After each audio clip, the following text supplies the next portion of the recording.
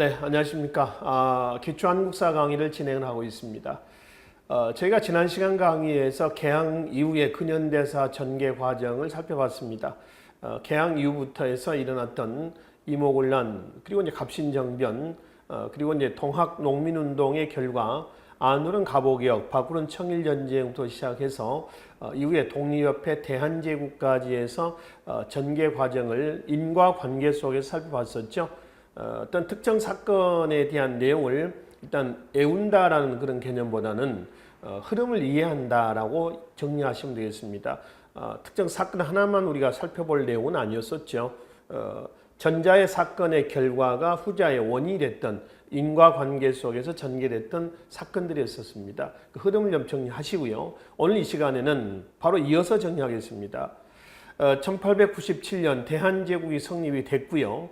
대한제국 성립 이후에 열강의 침략이 진행되는 과정에서 러일 간의 대립이 폭발했던 러일전쟁 이후에 일본이 승리를 했죠. 그리고 이제 러시아를 밀어내고 한반도에 대한 일본의 독주체제로 넘어갑니다. 즉 국권 피탈 과정으로 넘어간다는 거죠. 그리고 1910년 8월 29일 한국병합 또는 한일병합조약이 체결되면서 일제 식민통치로 넘어갑니다. 만 35년간에 걸친 1945년 8월 15일까지 이 기간을 일제강점기 혹은 민족독립운동기 이렇게 얘기를 하죠. 자, 그래서 오늘 이 시간에는 지난 시간의 내용을 전제를 해가지고요. 연장해서 보겠습니다. 국권 피탈 과정과 1945년 광복까지의 일제 식민 통치 형태를 우리가 살펴보자는 것이죠. 자, 이거 한번 보실래요? 간단하게 말이죠. 한반도 정세를 지난 시간의 내용을 중심으로 해서 흐름을 좀 정리하고 진행을 하도록 하겠습니다. 일단 청일 전쟁의 결과 체결했던 1895년 4월 청일 전쟁의 결과 청이 승리했나요? 일본이 승리했나요? 일본이 승리했죠. 일본이 승리하고 나서 한 1년 만에 체결했던 조약이 무슨 조약이었어요? 시모노세키 조약이었죠. 이 시모노세키 조약 또는 하관 조약이라고도 하고요. 또는 뭐라고 그러죠? 마관 조약이라고도 얘기를 합니다. 하관 또는 마관 조약 이렇죠. 기억나시죠? 그래서 우리가 이 시모노세키 조약을 기점으로 해가지고 이전과 이후를 좀 나눴었어요. 그렇죠? 자, 그 이전은 어디 대립기였다? 청일 대립기. 이유는 어디 대립기죠? 러일 대립기였었죠. 그죠? 곰곰이 생각 한번 해보십시오. 여기는 청과 일본의 대립기고요. 여기는 러시아와 일본의 대립기입니다. 갑자기 러시아가 어디서 불쑥 튀어나왔냐라고 하는 거죠. 바로 1895년 4월 시모노세키 조약이 체결됐고 바로 그해 4월 달에 이 조약 체결 직후에 어떤 일이 났어요? 삼국 간섭이죠. 러시아가 독일, 프랑스를 끌어들여서 이 조약을 파기하면서 이 조약에 의해서 요동을 일본이 가져갔죠. 요동반도를 반환하게 됩니다. 결과적으로 러시아가 주도가 돼서 이 조약을 파괴했습니다. 러시아가 이제 신흥 강국으로 또 등장하는 거죠. 그래서 러시아하고 일본과의 대립이 시작이 됩니다. 요 대립이 언제까지 진행되느냐 그러면은 쭉 중간에 이제 생략하겠습니다. 그래서 쭉 진행이 되고 1897년 2월달 일단 아오간파천 이후에 대한제국이 성립이 됐고요. 대한제국의 연호가 뭐였죠? 광무였죠. 그래서 광무 개혁이 단행이 됐습니다. 광무. 국호를 조선에서 대한으로 정체는 제국이었죠. 황제 중심체입니다. 연호는 광무. 왕을 뭐라고 했죠? 황제. 제국이니까. 그치? 황제. 그래서 대한제국의 광무개혁이 구본신참의 개혁하에서 계속 진행이 되고 있었을 때에 러일 간의 대립이 폭발했습니다. 그게 1904년 2월 달에 뭔가요? 러일 전쟁입니다. 사실은 이 러일 전쟁은요, 결론이 이미 나 있었습니다. 일본의 승리로 결론이 이미 나 있었어요. 그래서 러일 전쟁은 시종, 일본이 약간 우세한 방향으로 진행이 되고 있었던 거죠. 그 러일 전쟁으로 해서 사실상 대한제국의 광무개혁은 어떻게 됐어요? 중단이 된 거죠. 그러니까 한국사에서의 근현대사 전개 과정에서 제대로 된 계획은 없었어요. 검토 한번 해볼까요? 1884년 갑신정변 됐나요? 실패. 3.1천하. 1894년 동학농민운동 실패로 끝났죠. 배정계획안 12개 물 건너갔죠. 자, 제1차 가보개혁 어떻게 했어요? 이건 중단됐죠. 이건 실패했다는 얘기는 하지 않았죠. 2차 가보개혁 어떻게 했나요? 중단됐어요. 제3차 을미개혁 어떻게 했죠? 중단됐습니다. 왜 중단됐나요? 아관파천으로. 그럼 광무개혁은 어떻게 했나요? 역시 중단됐습니다. 왜요? 러일 전쟁으로 해서 중단이 돼버린 거죠. 그 러일 전쟁이 한참 진행되고 있었을 때에 바로 1904년 2월 달에 한일 의정서가 체결됩니다. 한일정서. 일본이 전쟁 중에도 불구하고 우리나라와 대한제국하고 의정서를 체결할 정도였다라고 하면은 결과적으로 러일 전쟁에서 일본은 약간의 전쟁이었지만 여유를 좀 부리고 있었다. 여유가 좀 있었다는 거죠. 그렇죠? 그래서 한일 의정서 내용을 통해서 보면은 여러 가지 내용이 있습니다만은 그동안 러시아하고 체결했던 대로 조약을 전부 뭐 해란 얘기예요? 파기해란 얘기입니다. 러시아를 누르는 거죠. 일본 입장에서 한번 우리 해석해 봅시다. 조선의 개항은 누가 시켜놓은 거예요? 일본이죠. 조선의 개항을 일본이 시켜놓고 정치적인 침략을 하기 위해서 들어왔는데 배후에는 청이 있었죠. 강화도 조약의 제1조 내용이 뭐 있었어요? 조선은 자주국이다. 일본과는 동남권을 갖는다. 그러니까 청을 배제하겠다는 겁니다. 근데 실제로 그게 잘 됐나요? 잘 안 됐잖아요. 그래서 일본의 조선 진출의 눈에 가시는 어디예요? 청입니다. 그래서 청일 전쟁이 터졌어요. 그래서 청을 몰아냈단 말이에요. 시모노세키 조약으로. 근데 바로 또 누가 등장합니까? 러시아가 등장합니다. 여하튼 조선 진출 과정에서 일본은 청과 러시아의 견제를 많이 받았죠. 그것이 러일 전쟁으로 터졌고요. 러일 전쟁 중에 러시아를 한반도에서 배제시키려는 노력이 나오는 겁니다. 그 노력 중에 하나가 한일의정서입니다. 그래서 대로 조약 전부 뭐 해라? 파괴라. 그리고 모든 일에 대해서 시정 개선이라든가 이런 일에 대해서 대한제국, 한국은 일본에 뭘 받아라? 충고를 받아라. 그래서 충고 정치라고 얘기를 합니다. 이게 한일의정서 내용입니다. 지금 전쟁 중입니다. 밖으로는 전쟁 중이고요. 안으로는 한일의정서가 체결이 됐던 거죠. 자, 그리고 한일의정서를 통해서 러시아에 일단 손가락을 몇 마디 부러뜨렸어요. 그리고 1904년 8월 제1차 한일 협약이 체결됩니다. 이 제1차 한일 협약을 다른 말로 뭐라냐면은 한일 협정서라고 얘기를 합니다. 근데 뭐 협약이니 협정선이 아닌 것은 사실상 어떤 그 언어적인 측면에서 보면은 합의가 된 내용이어야 되는데 이거는 일부 친일적인 인물들만 합의가 된 거지 범국민적인 국가적인 합의가 된 것은 아닙니다. 말이 협정이며 말이 협약이다라고 하는 겁니다. 그렇죠? 그래서 한일협정에서 뭘 가져갔습니까? 라고 하면은 일본이 국권 피탈 과정에서 제일 먼저 가져간 게 있습니다. 그게 뭐냐 그러면은 재정권입니다. 재정권. 그리고 재정 고문 등의 고문 정치가 행해집니다. 이때 고문관들이 재정 고문과 외교 고문이 들어온단 말이에요. 자, 여러분들 자료 잠깐 좀 보기로 하겠습니다. 한일 협정서 있죠. 한일 협정서를 보시면은 고문, 재정 고문의 메가다 다네타로라는 사람이 등장하는데요. 이 사람이 등장해서 이듬해 1905년에 화폐 정리 사업을 단행을 해요.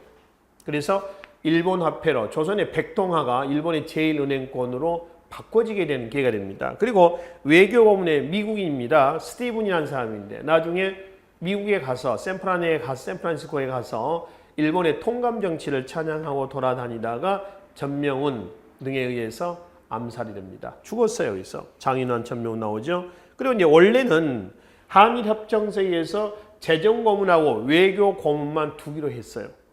근데 협정서에도 없는 밑에 보세요. 경찰 고문 들어오죠. 또 군사 고문 들어오죠. 학무 고문, 학무는 요즘에 교육부. 그래서 학무 고문 등이 들어옵니다. 지 마음대로 하는 거죠. 이게 뭐예요? 바로 제1차 한일협약의 고문 정치입니다. 그리고 이제 제1차 한일협약이 체결되고 나서 1905년 7월 카스라 그리고 테프트 밀약이 있습니다. 이 카스라 테프트 밀약은 카스라 일본인, 테프트 미국과 일본 간의 밀약이에요. 그래서 이 밀약 내용은 어떤 내용이냐면은 미국은 일본에게 대한제국, 한국에서의 우위권을 주는 거고요. 그리고 이제 일본은 미국에게 뭐를 해요? 바로 필리핀에서의 우위권을 쌍방간에 묵인해준 밀약입니다. 조선 진출 과정에서 일본은 미국, 영국이라든가 이런 나라가 다 끌어들여서 러시아를 밀어내기 위한 작업을 착수하는 겁니다. 지금 이게 전쟁 중에 진행되고 있는 거예요. 전쟁 중에. 그럼 이제 미국을 끌어들였죠. 그리고 이제 1905년 바로 다음 달입니다. 8월 달에 제2차 영일동맹이 또 체결됐어요. 제2차 영일동맹은 정치적 동맹으로서 영국은 일본의 한국에서의 우위권을 주죠. 그러니까 이거는 미국과 영국과의 관계에서 일본의 입장을 이해하시면 됩니다. 그리고 이제 일본은 영국에게 인도 있죠. 인도에서의 우위권을 쌍방간에 묵인했던 정치적 동맹이었었어요. 한편 제1차 영일동맹도 있습니다. 이게 2차죠. 제1차 영일동맹은 1902년 군사적 동맹입니다. 러시아 남진을 막기 위한 군사적 동맹이었고요. 제2차 영일동맹은 1905년 8월에 정치적 동맹이에요. 그러니까 일본 입장에서는 미국과 영국 일종의 천군 만마를 다 끌어들인 거죠. 그리고 다음 달 1905년 9월이죠. 포스모스 조약을 체결해서 러시아를 밀어냈습니다. 이게 이제 러일 연쟁이 뭐가 되는 거죠? 종착역이 되는 겁니다. 보세요.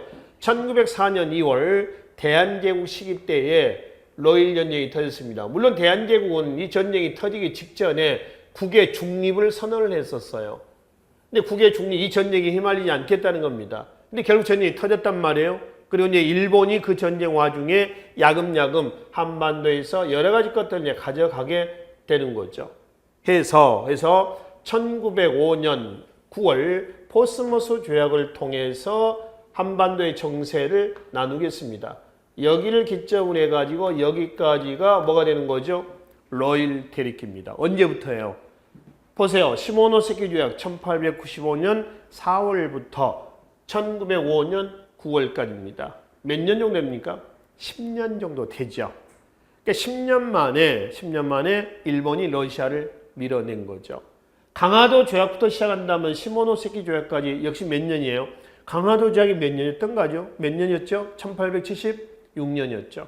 그러니까 1876년에서 95니까 20년이죠. 그러니까 일본이 20년 만에 청을 밀어냈습니다. 근데 여의치 않았죠. 러시아 때문에 한반도 진출이 녹록지 않았다는 겁니다. 더불어 시모노세키 조약의 제1조 내용이 무슨 내용이냐면은 조선은 완전한 자주국임을 확인함 이랬습니다. 강화도 조약의 1조하고 비슷하죠. 그거를 확인한 겁니다. 강화도 조약의 1조가 뭐라고 그랬어요? 조선은 자주국이다. 일본과는 동등한 권한을 갖는다. 요 얘기했단 말이에요. 그죠? 이거는 그걸 확인한 거였습니다. 그래서 이제 일본이 룰루랄라 하려고 했는데 러시아 갑자기 등장했어요. 러시아를 밀어내는 과정입니다. 여기까지가. 그래서 이제 몇 년 만에? 10년 만에 밀어내고 이게 여기서부터는 어디로 가는 거예요? 바로 일본 주도기로 가는 거죠. 여기서부터는. 그렇죠? 일본 주도기로 갔습니다. 그러니까 일본은 이제 조선 진출 과정에서 보면은 아무런 거리낌이 없었던 거죠. 미국, 영국을 끌어들였지. 눈에 가시였던 러시아 밀어냈지. 얼마나 좋아요. 그렇죠? 그러니까 완전히 일본이 조선 진출하는데 모든 국제적인 분위기를 다 만들어놨습니다. 자, 그리고 나서 포스모스 조약 이후에 이쪽으로 다시 가겠습니다. 이쪽으로 가서 1905년 11월 17일 11월 17일은 무슨 날일까요? 우리가 이제 우리 국경일에 대해서 한번 말씀을 드린 적이 있었죠. 우리 5대 국경일이 언제였죠? 3.1절, 3.1운동 기념한 거죠. 1919년. 그 다음에 7월 17일 제헌절입니다. 1948년이죠. 이성계의 조선건국일자하고 맞춰놨다. 7월 17일은 8월 15일 광복절입니다. 1945년 광복이 되는 거죠. 한국사 공부를 처음 시작하신 분들은 광복절과 대한민국 정부 수립일을 혼동하신 분도 꽤나 계십니다. 근데 광복절은 1945년 광복이 된 날이고 대한민국 정부 수립은 48년입니다. 몇 월 며칠이죠? 8월 15일입니다. 왜 8월 15일일까요? 광복절 날짜와 맞춰놓은 거예요. 그 다음에 세 번째 10월 3일 개천절이죠.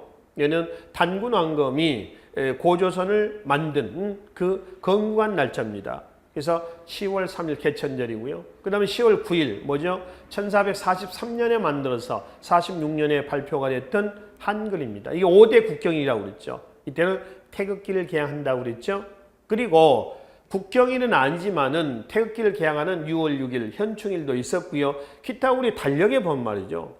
우리 역사 속에서 나타나는 여러 가지의 날들이 다 하나하나 기록이 되어 있습니다. 그러니까 여러분들이 앞으로 이제 시험 공부를 하시면서 일기는 아니더라도 좀 큼직한 다이어리를 좀 가지고 다니면서요. 거기다가 하루 일과도 간단하게 메모하는 습관을 가지시면 좋습니다. 그는 내 생활을 되돌아볼 수도 있고요. 또는 거기 다이어리 안에 오늘이 무슨 날이다, 오늘 무슨 날이다 이런 것도 있습니다. 예를 들어서 6월 1일 그럼 무슨 날? 의병의 날. 왜 하필 6월 1일일까요? 1592년 4월 22일 음력이겠죠. 이때는 4월 22일 날 의령에서 최초의 의병장 그럼 누구예요? 곽재우, 홍의장군. 이 승리한 날짜입니다. 그 날짜를 양력으로 환산하면 6월 1일이 돼요. 그래서 6월 1일을 의병의 날로 지정했어요. 기념 행사합니다. 특히 경상남도 의령에서는 굉장히 크게 행사를 합니다. 혹 의령에 사신 분이라든가 이 강의를 들으신 분 중에 아니면은 부근에 사신 분들은 6월 1일 날 시간 되시면은 의령에 가서 그 행사를 한번 참가해 보시는 것도 괜찮은 방법입니다. 꼭 국사 공부를, 한국사 공부를 OT에서는 말씀드렸지 않습니까? 이거를 시험을 위해서 공부한다라고 하면 잘 안 됩니다. 진도도 안 나가고요. 내가 그 역사 속에 뭐가 되는 거죠? 주인공이 되는 겁니다. 그랬을 때 좀 효과적인 공부가 될 수가 있고 진짜 내가 우리 한국사에 대해서 이렇구나, 이런 역사를 가지고 있구나, 정말 자랑스럽다라고 하는 뿌듯함도 가질 수 있을 것이다. 뭐 이런 얘기입니다. 자, 이게 좀 길어졌나요? 그러면 11월 17일은 무슨 날일까요? 을사늑약이 체결된 날입니다. 이걸 지금 우리가 기념을 합니다.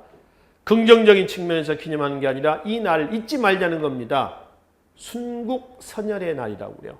그래서 여러분들 달력이나 다이어리 같은데 조금만 들고 다니는 그 다이어리에 보시면은 11월 17일에서 순국선열의 날.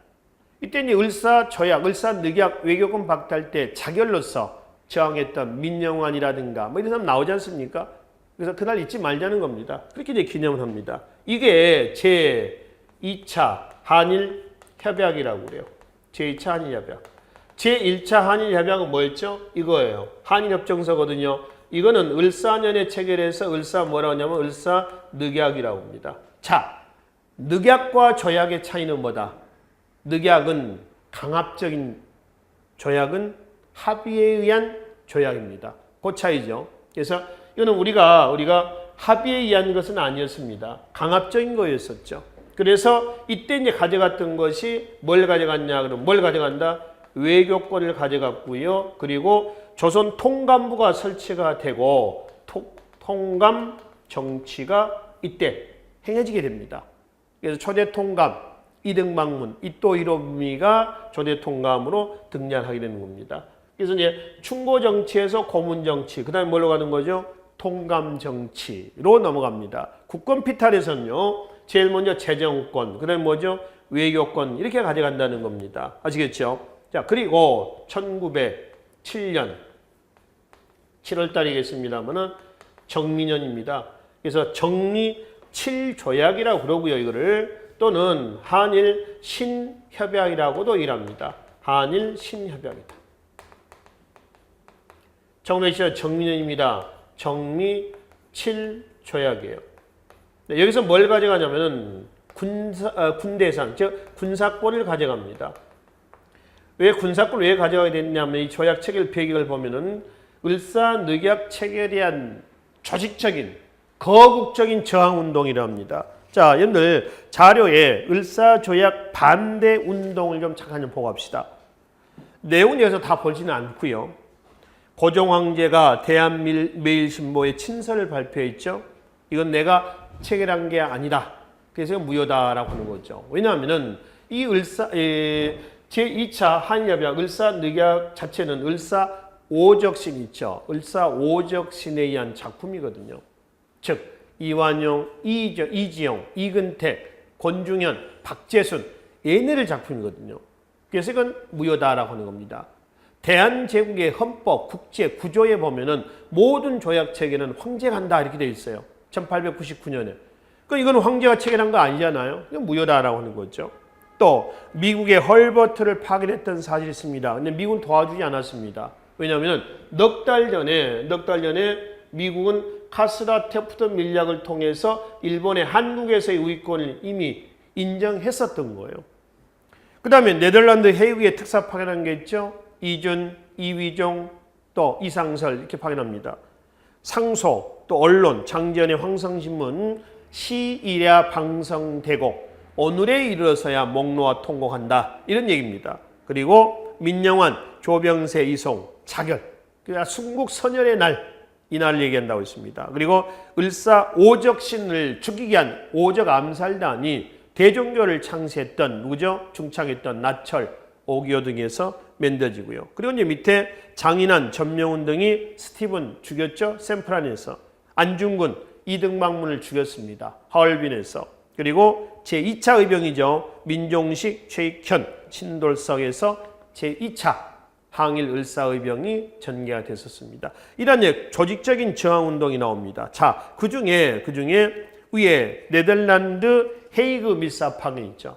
그걸 계기로 해서 외교권이 없는 니네가 왜 특사를 파견했느냐. 그래서 일본이 고종을 퇴시킵니다.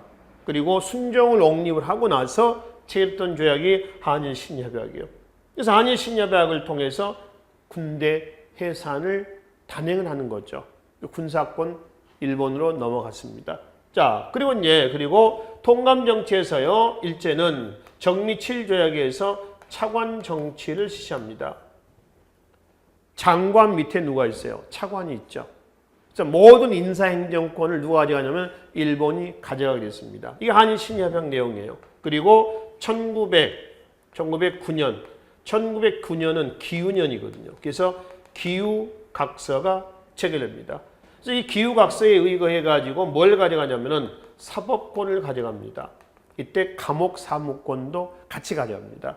그리고 1910년 6월 경찰권을 가집니다. 경찰권을 가져가죠. 치안입니다. 그리고 1910년 8월 22일 날 체결해서요. 가지고 있다가 한국인의 우리의 그 반발을 우려해서 29일 날 발표를 합니다. 이게 뭐냐면은 한국병합이죠. 또는 한일병합조약 또는 뭐 경술련입니다. 국치, 나라의 치욕이다 이거죠. 뭐 여러 가지 의미로 해석합니다. 그래서 한국병합에 의해서 뭘 가져가냐면 마지막 뭘 가져가죠? 국권입니다. 우리의 주권을 가져간 거죠. 그렇죠? 나라가 없어진 겁니다. 국가 형성의 3요소는 뭐예요? 국민과 영토와 주권이거든요. 그렇죠? 나라가 없어진 거지. 그리고 조선 통감부가 조선 총독부로 바뀌어요. 그리고 조선 총독부에 의한 뭘로 간다? 식민 정치. 이게 이제 1945년까지 진행이 되는 거죠. 자, 여기까지가 국권 피탈 과정이 되겠습니다. 일단 우리가 이제 국권 피탈 과정에서 일제가 가장 먼저 가져갔던 것이 뭐라고 그랬어요? 재정권입니다. 재정권. 뭐에 의해서? 제1차 한일협약 또는 한일협정제에서 재정권을 가져가고요. 그 다음에 두 번째는 뭘 가져가냐 그러면은 을사늑약에 의해서 뭘 가져간다? 외교권을 가져갑니다. 재정권, 외교권.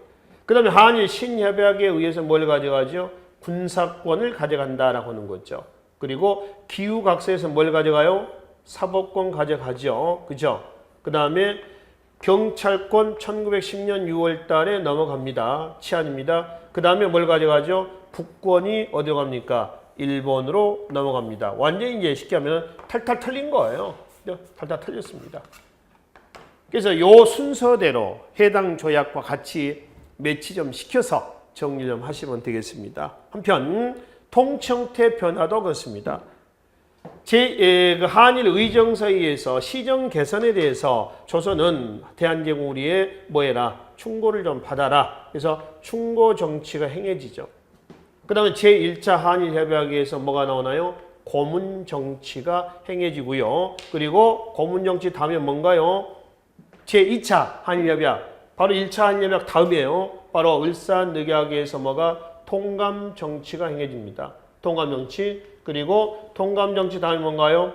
한일 신협약에서 뭐 차관 정치 행해지죠.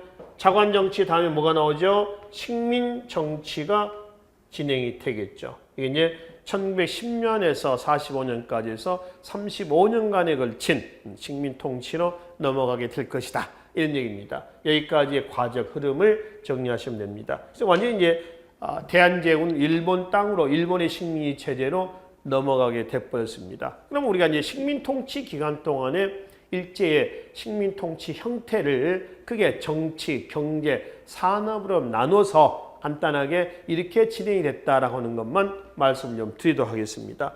요 한국 병합 이후의 연장선상에서 정리를 하시면 되겠습니다. 자, 요거를 여기다가 좀 따로 좀 보기로 하겠습니다. 식민 통치, 또 식민 정치의 전개 과정을 1910년에서 1945년까지 세 시기로 나눕니다.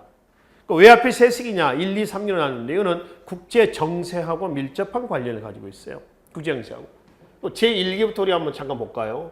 제1기 1910년에서 1919년.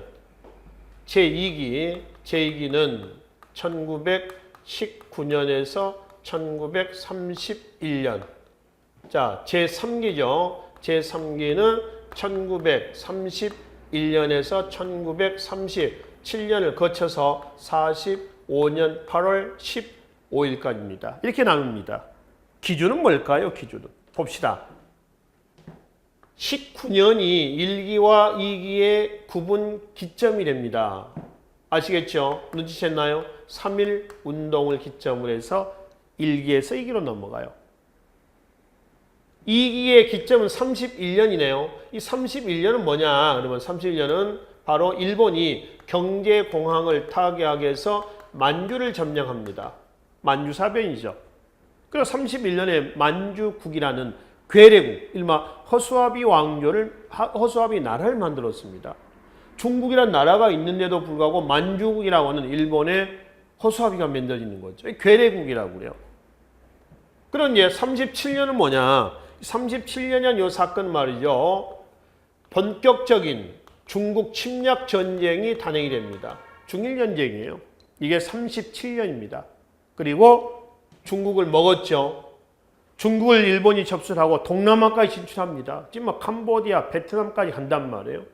그리고 1941년 어디 갑니까? 이제 태평양으로 갑니다.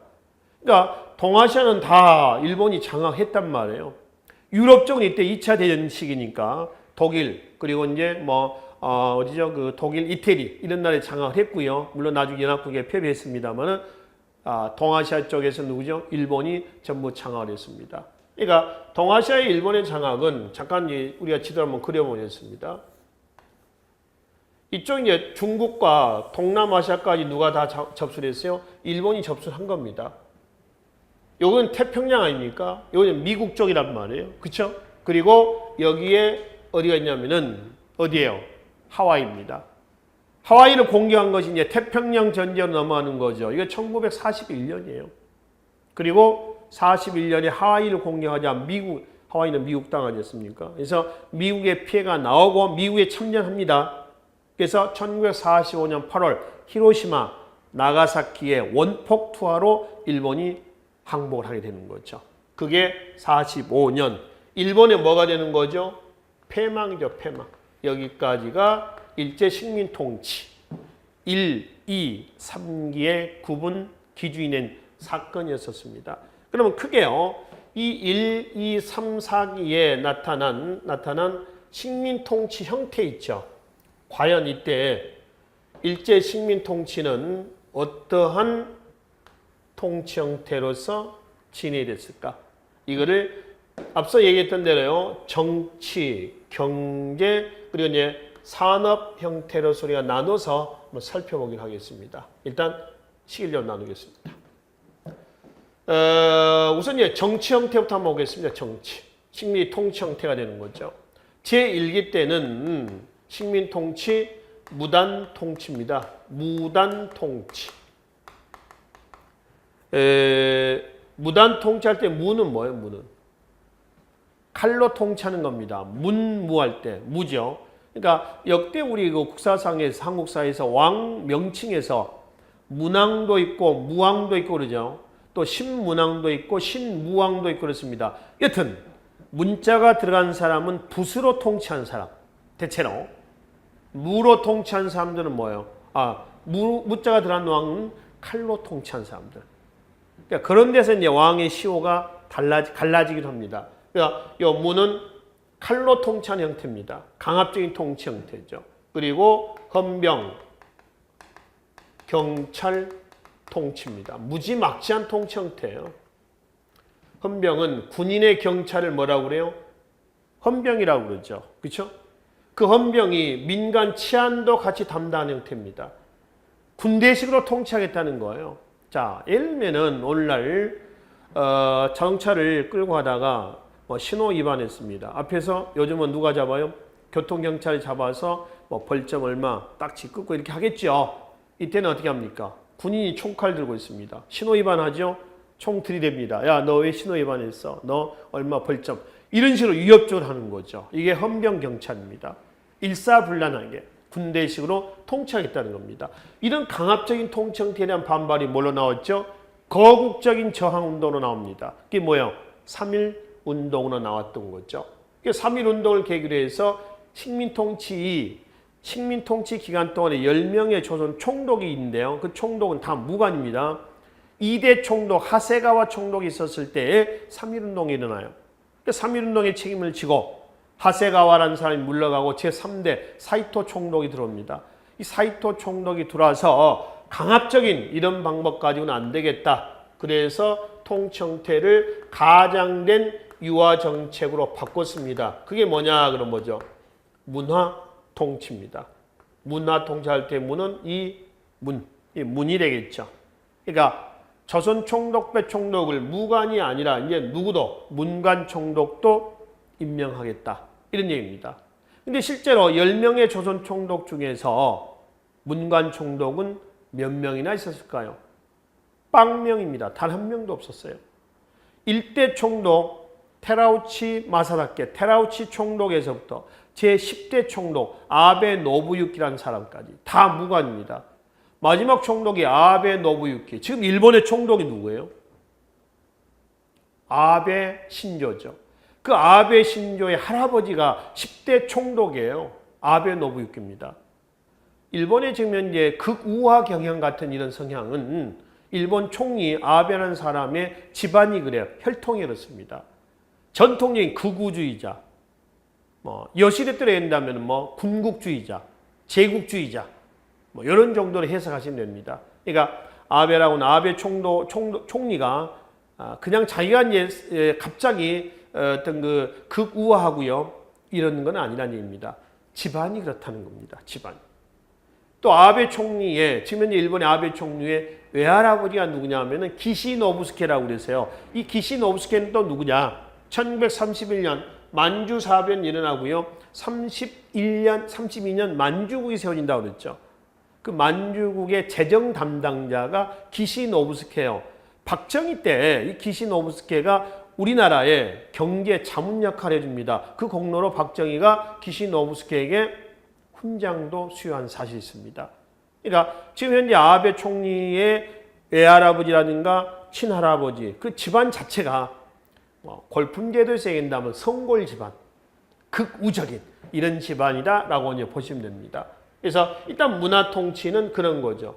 가장된 유화 정책입니다. 실제로 문관 총독은 없다는 거죠. 한편 헌병 경찰 통치도 뭘로 바꾸냐면은 보통 경찰 통치로 바뀌었습니다. 그러니까 겉보기에 좀 완화가 된 것처럼 눈 가리고 아웅하자라고 하는 거죠. 일종의 사자성어로 본다면 조삼모사, 조삼모사식 뭐 이런 정도의 통치 형태였었습니다. 실제로 이때보다 이때가 식민 통치의 강도는 3배 정도 강화가 됐다. 경찰 병력이라든가 또 경찰 비용, 경비죠.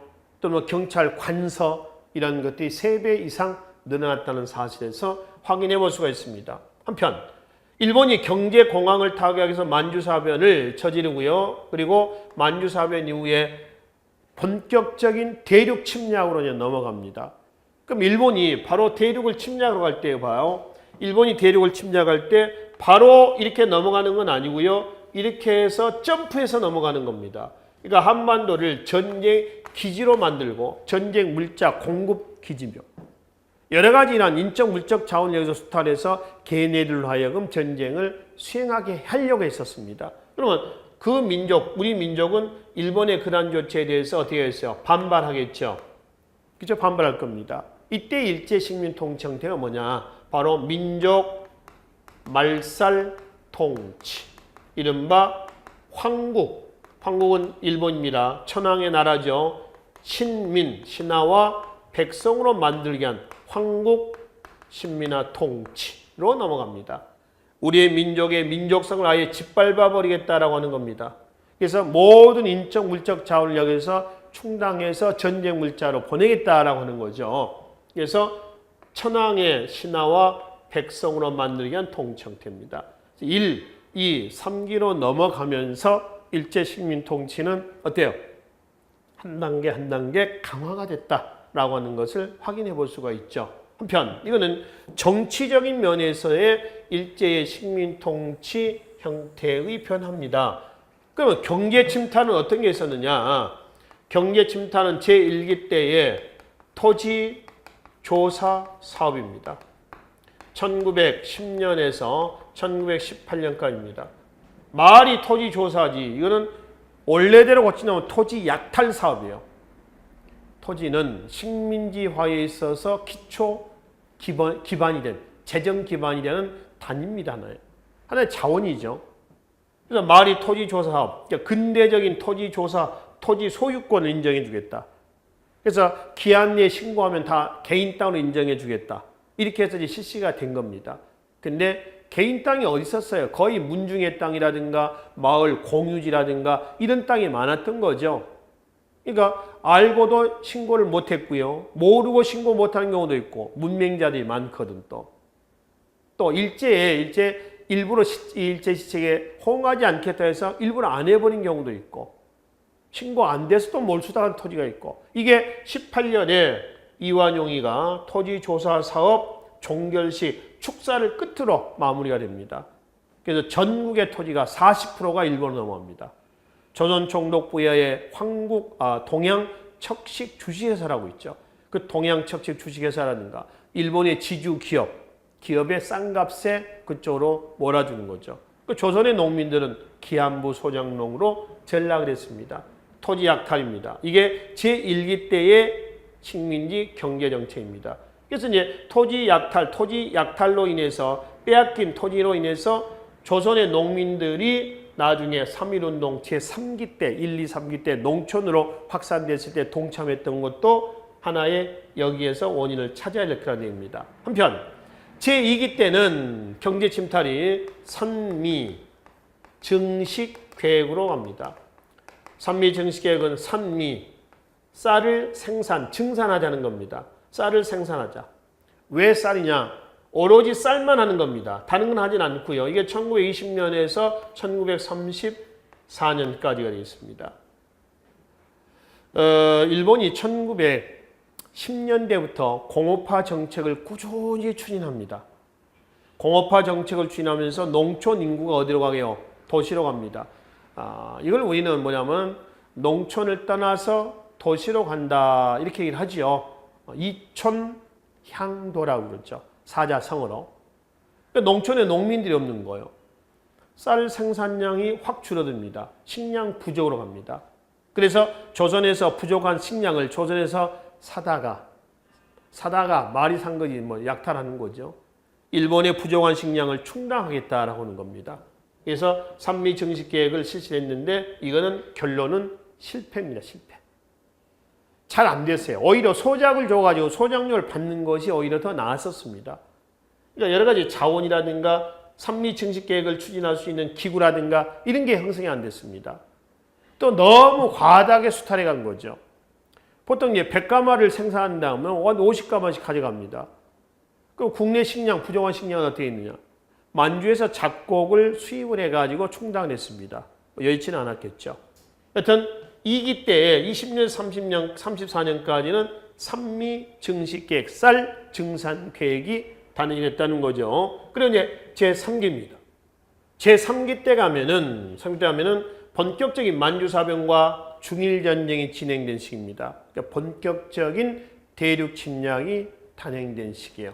그래서 이때는 뭘로 가죠? 병참 기지화 정책, 전쟁 기지로 만들겠다라고 하는 겁니다. 그리고 이제 삼미 정식 계획의 대안으로 나왔던 것이 이때 뭐가 나왔냐면 이건 이제 1900 31년 이후가 되겠죠. 이거 대안으로 나왔던 것이 남면 북양 정책. 남쪽에는 면화, 북쪽에는 양떼를 키운다는 겁니다. 이것도 전쟁 기지, 병참 기지화 정책의 일환이라는 거죠. 그래서 남쪽에는 면화, 목화죠. 북쪽에는 양떼입니다. 털. 일본의 방직 자본가들을 보호하자는 겁니다. 또 이것도 있죠. 남농, 북공입니다. 남쪽에는 농업, 북쪽에는 뭐죠? 공업. 전부 전쟁 기지로 만들기 위한 시책들이죠. 제3기 때 얘기입니다. 특히 뭐 인적, 물적 자원을 약탈하기 위한 법도 나오죠. 뭐 국민총동원령, 또 국민총동원법이라고도 얘기합니다. 실제로 이런 것들이 기출문제 마지막 장에 한번 보실래요? 이 장의 마지막에 보면은 문제 5번 있죠. 5번 잠깐 한번 봅시다. 문제를 풀자는 건 아니고요. 이런 문제가 나왔다라고 하는 겁니다. 이게 2018년도 4월달 국가직 9급입니다. 국가직 문제거든요.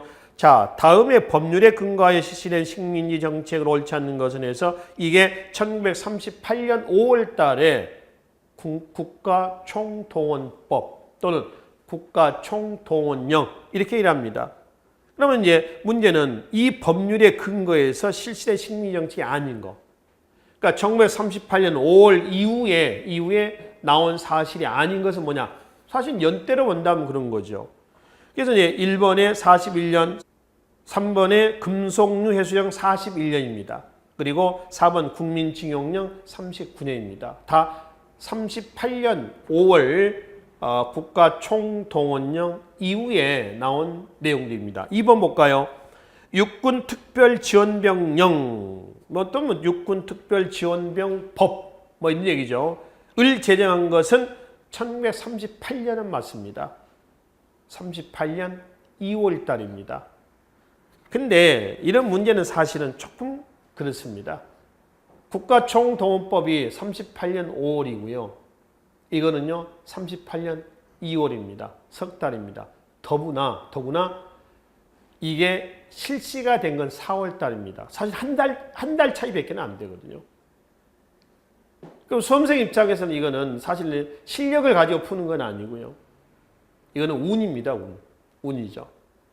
실제로 이렇게 문제가 출제가 되고 있다는 겁니다. 이유는 왜 그러냐? 누누이 말씀드립니다만 공무원 시험은 우수한 인재를 선발하자라고 하는 시험은 아니라고 그랬죠. 그럼 뭐예요? 탈락시키는 시험이다. 운이 좋아야 된다라고 하는 거죠. 운도 하나에 크게 작용을 하거든요. 그럼 이런 문제가 나오면 어떻게 하느냐? 이런 문제 나옵니다. 또 몇 달 차이로 순서 배열하는 거 나온단 말이에요. 이런 문제가 나오면은 마음을 편하게 가십시오. 편하게 가시고요. 이거는 내가 모르잖아요. 다 몰라요. 다른 수험생 모릅니다. 알 수 없어요. 그 사람들은 고민 많이 할 겁니다. 그러니까 마음 편하게 갖는 겁니다. 그리고 이제 최대한 자기의 그동안 공부했던 것을 종합해서 답을 찍는 방법이죠. 이건 찍는 거죠. 답을 찾는 게 아닙니다. 내 실력은 관계가 없는 거거든요. 그래서 실제 여러분들이 현장에 가셔서 이런 문제가 나오면 그렇게 대응을 하시는 것이 다음 문제 푸는데 정신적으로나 육체적으로 하시는 도움이 되실 거란 얘기입니다. 아시겠죠? 꼭 그렇게 하십시오. 자, 그래서 일단 그렇게 해서 문제가 출제가 되고 있고요. 자, 그리고 이제 경제 침탈 형태는 이렇습니다. 자, 마지막 일제 식민 통치 형태에서 보면은 산업 침탈이 있습니다. 산업. 제1기 때는 민족 산업 억압책이라고 그래서요. 우리의 개항 이후에 근대 경제 건설을 위한 운동이 있었습니다. 그거를 짓눌러 버리는 거죠. 이걸 위하면 1910년에 회사령 허가제입니다. 20년에 신고제로 바뀌죠. 그러면 이제 산림령, 1911년에 산림령, 1911년에 또 어업령, 1915년에 광업령. 어때요? 산림, 어업, 광업. 하여튼 다 훑어갑니다. 우리의 민족 산업을 완전히 전부 다 수탈해 가는 거죠. 이것이 이제 제2기 때 가잖아요. 경공업화 정책으로 바뀌면서 이때는 완제품을 갖다가 파는 형태입니다. 제국주 형태거든요. 이때는 완제품을 갖다 파는 게 아니라 돈만 가지고 와서 자본만 투자하는 겁니다. 값싼 노동력, 풍부한 원료, 현장에서 자급자족하는 거죠. 이게 이제 경공업화 정책을 추진했던 시기입니다. 이때 이제 섬유, 고무 이런 것에 도착을 하겠죠. 제3기 때는 어떻게 하겠어요? 대륙 침략 정책과 관련해서 중화학 공업화 정책. 이때 이제 뭘로 가냐면은 군수 산업으로 갑니다. 금속, 기계, 화학 이런 형태로 넘어간다라고 하는 거죠. 그래서 산업 침탈도 1기에서 2기 식민통치 또 2기에서 3기로 넘어가면서 어때요? 한 단계씩 강화가 되고 있다라고 하는 것을 우리가 확인을 해볼 수가 있다는 것이죠. 그래서 전체적으로 식민통치, 조선 총독부를 중심으로 했던 식민통치는 1, 2, 3 세식으로 나눠가지고 어떤 사건을 계기로 해가지고 이렇게 넘어갔는가라고 하는 걸 흐름을 정리를 하시면 되겠습니다. 물론 우리는 이 시간에는 뼈대만 정리했습니다만 여기에 살을 붙여야 할 내용들이 상당히 많죠. 그게 기초 과정에서 정리할 부분은 아닙니다. 그래서 이 시간에는 국권 피탈 과정 그리고 국권 피탈 이후에 35년간에 걸친 일제 식민 통치의 그림만 우리가 그린 걸로 마무리를 하도록 하겠습니다. 자, 이 시간 강의에서 마무리하고요. 다음 시간에는 다른 주제를 가지고 살펴보도록 하겠습니다. 수고하셨습니다.